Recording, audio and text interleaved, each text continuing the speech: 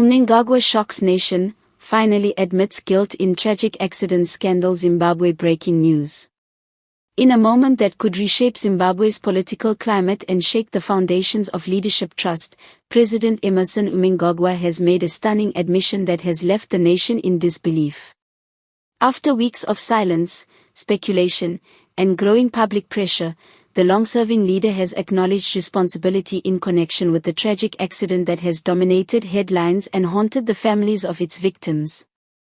The admission, subtle yet undeniably clear, came during a somber address at State House, marking a turning point in the narrative that has kept Zimbabweans gripped.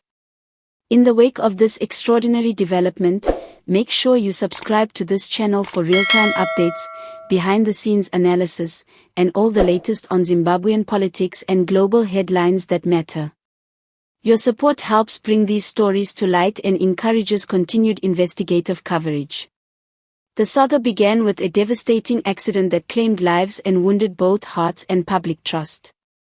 Initial reports from state-aligned media painted a picture of mechanical failure and unfortunate timing, but as more witnesses emerged, the nation began to ask louder, more urgent questions.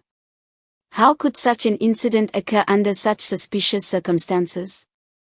And why was there a swift, almost defensive response from government bodies before a proper investigation could take place? For weeks, the public and opposition leaders have cried out for accountability.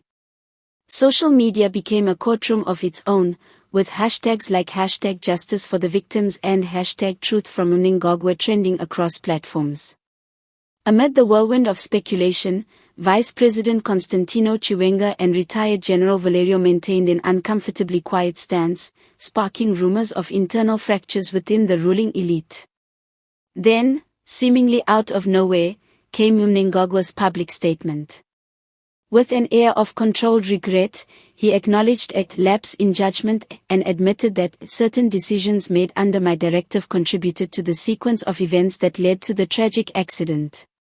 While he carefully avoided detailing the specifics, the president's choice of words has widely been interpreted as a confession, an acceptance of responsibility that, while long awaited, was never expected to actually be spoken.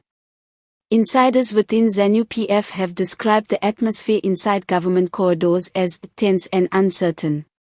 Mnangagwa's rare moment of openness may be seen by some as courageous, but others view it as a political survival tactic, a last-minute attempt to take control of the narrative before more damning evidence comes to light.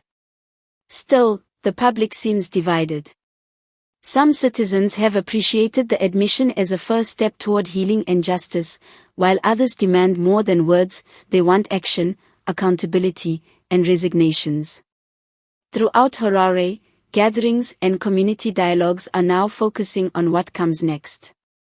Will this admission result in formal investigations? Will the judiciary act independently? Or is this just another masterstroke of damage control? Civil society organizations, the Zimbabwean clergy, and human rights groups have already issued strong statements. They're calling not only for transparency but also for reparations to the families of the victims and a public commission to investigate the accident in full. Many also want this moment to set a new standard for leadership responsibility in Zimbabwe's political culture. Before we reach the conclusion of today's major update, don't forget to subscribe to this channel so you never miss a moment of the truth unfolding. Your engagement gives power to the people and ensures that our voices are heard loud and clear. As the dust settles on Mnangagwa's shocking confession, one thing is clear: Zimbabwe stands at a crossroads. Will this be remembered as a rare case of leadership accountability, or just another fleeting headline in the ongoing struggle between truth and power? Time will tell.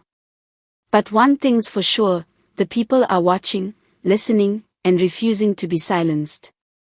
Stay tuned right here for more updates as we continue to follow this evolving story.